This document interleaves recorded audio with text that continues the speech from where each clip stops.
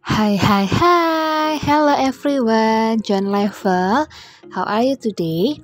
I hope you are in good condition, keep spirit, stay healthy ya. Okay, let's start our lesson with praying. Let's pray. Dear Lord Jesus, we say thank you for your blessing, for everything you've done in our life. We thank you for this beautiful time. We want to learn more about Mathematika. Please help us, guide us, and bless us so we can understand what we learned today. Thank you Lord Jesus, in your name we pray to you. Amen. Nah, hari ini kita masuk ke dalam pembelajaran di bab yang baru ya. Kita akan belajar tentang statistika. Nah, apa itu statistika? Secara singkat, statistika adalah ilmu yang bersangkutan dengan suatu data. Lalu, apakah itu data? Data adalah sebuah informasi yang benar dan nyata. Nah, berikut ini adalah salah satu contoh data, yaitu data tinggi badan siswa dalam satu kelas. Pertama, kita akan belajar tentang bagaimana mengumpulkan data atau mendapatkan sebuah data. Nah, beberapa cara yang bisa kita lakukan untuk mengumpulkan data adalah wawancara, percobaan, dan juga pengamatan atau observasi. Oke, jadi anak-anak teacher bisa mencoba di rumah ya mengumpulkan data, misalnya data tinggi badan atau berat badan anggota keluargamu. Juga bisa mencari data yang lain seperti tinggi tanaman yang ada di rumahmu ataupun data yang lain yang bisa kamu kumpulkan ya. Nah, selanjutnya kita akan belajar untuk membaca data. Oke, coba perhatikan di bukumu halaman 119. Di situ ada data mata pelajaran kesukaan siswa kelas 4 SD Pande. Nah, di situ ada 2 kolom kan? Ada kolom mata pelajaran, kemudian banyaknya siswa. Nah, di bawahnya ada cara bagaimana kita membaca data yang ada di kolom di atas. Ya, yang pertama contohnya, banyak siswa yang gemar matematika adalah 5 anak. Nah, coba kamu perhatikan kolom mata pelajaran matematika. Kemudian di sampingnya untuk kolom banyak siswa ada dituliskan 5. Berarti banyak siswa yang gemar belajar matematika adalah 5 anak. Kemudian contohnya yang kedua bagian B, banyak siswa yang gemar IPA adalah 8 anak. Ya, jadi kamu bisa melihat di situ jenis mata pelajarannya, kemudian banyak siswa yang menyukai mata pelajaran tersebut ya. Oke, coba perhatikan contoh data berikut ini ya. Ini adalah data hasil panen cabai merah pada tahun 2011 sampai 2015. Nah, ada 2 kolom yaitu tahun kemudian banyak cabai. Nah, bagaimana kita membaca tabel ini? Oke, data ini bisa kita baca dengan yang pertama. Panen cabai tahun 2011 ada 200 kg. Yang kedua, panen cabai paling banyak terjadi pada tahun 2015. Kemudian yang ketiga, jumlah total panen cabai tahun 2011 sampai 2015 adalah 1.500 kg. Nah, anak-anak teacher bisa menambahkan ya, bagaimana kamu membaca data yang ada pada tabel ini ya. Nah, kemudian ada contoh lagi nih, data alat tulis yang dijual di toko buku Kurnia. Nah, kita akan mencoba untuk membaca data dalam tabel ini, oke? Nah, data ini bisa kita baca dengan yang pertama, penggaris yang dijual ada 50 buah. Kemudian, alat tulis yang paling sedikit dijual adalah penghapus. Lalu yang ketiga, total alat tulis yang dijual adalah 390 buah. Nah, seperti itu ya anak-anak, contoh cara membaca sebuah data. Nah, semoga anak-anak semua bisa memahami ya. Oke, sekarang kita akan belajar untuk mengolah data. Ya, di sini kita punya data berat badan siswa kelas 4 SD Mekar Asri. Nah, ada yang beratnya 35, 37, 38, 39, dan 40. Nah, bagaimana kita mengolah data ini? Yang pertama kita menghitung ya, berapa kali setiap angka ini muncul. Nah, kita urutkan dari angka yang paling kecil yaitu 35 ya. Nah, kita hitung berapa kali angka 35 ini muncul. 1, 2, 3, 4, 5.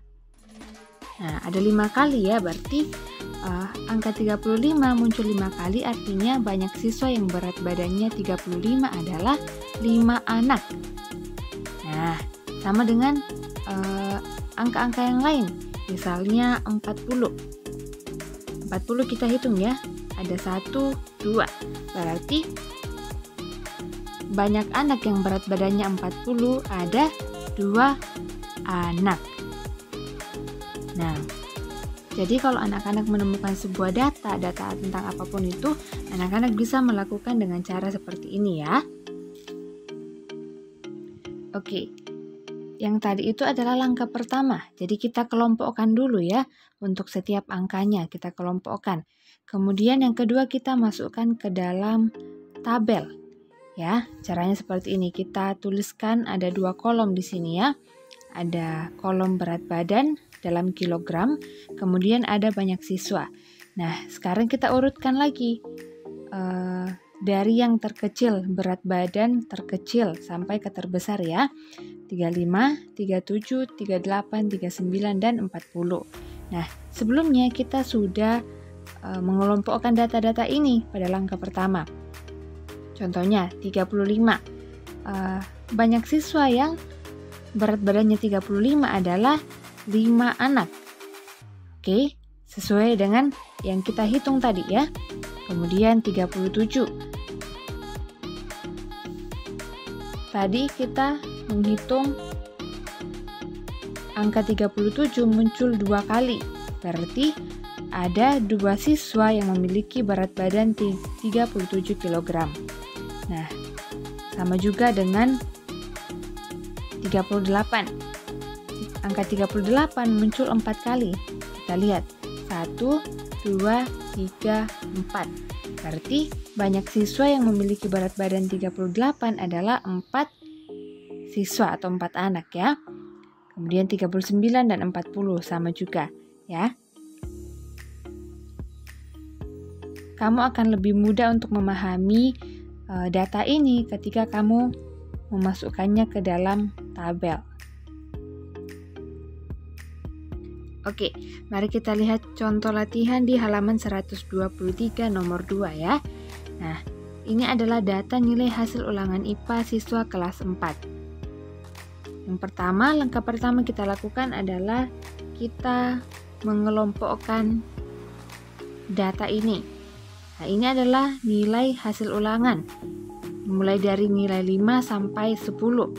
Kita hitung berapa yang mendapatkan nilai 5 ya. Kita mulai hitung 1, 2, 3, 4, 5, 6, dan 7. Berarti ada 7 siswa ya. Kemudian kita coba untuk menghitung berapa siswa yang mendapatkan angka atau nilai 6 ya. Kita lihat 1, 2, 3, 4, 5, dan 6. Ada 6 siswa ya. Nah, di sini Miss Kori sudah hitung semua tadi berapa siswa yang mendapatkan nilai 7, 8, 9, dan 10 ya. Anak-anak bisa menghitung ulang di rumah ya. Apakah benar yang Miss Kori hitung di sini? Jadi, total dari semua siswa ini adalah 50 siswa ya. Oke, setelah kita olah datanya tadi, sekarang kita sajikan datanya dalam bentuk tabel. Nah, tabel ini ada 2 kolom. Ada nilai hasil ulangan, yaitu nilai yang didapatkan oleh siswa. Ada 5, 6, 7, 8, 9, dan 10. Kemudian banyaknya siswa yang mendapatkan nilai-nilai tersebut. Contohnya, siswa yang mendapatkan nilai 5 ada 7 orang Nah, seperti itu ya. Oke, untuk melatih diri kamu, silakan kamu mengerjakan halaman 121 nomor 5, halaman 123 nomor 1 dan 5 ya. Coba diperhatikan setiap instruksi latihannya. Oke, sampai di sini dulu untuk pembelajaran kita hari ini. Let's close our lesson with pray. Let's pray. Our Heavenly Father, we thank you for your blessing, for your guidance, so we can follow our lesson today. And now we want to continue our next activities, next lesson. Please bless us and guide us. In Jesus Christ we pray to you. Amen.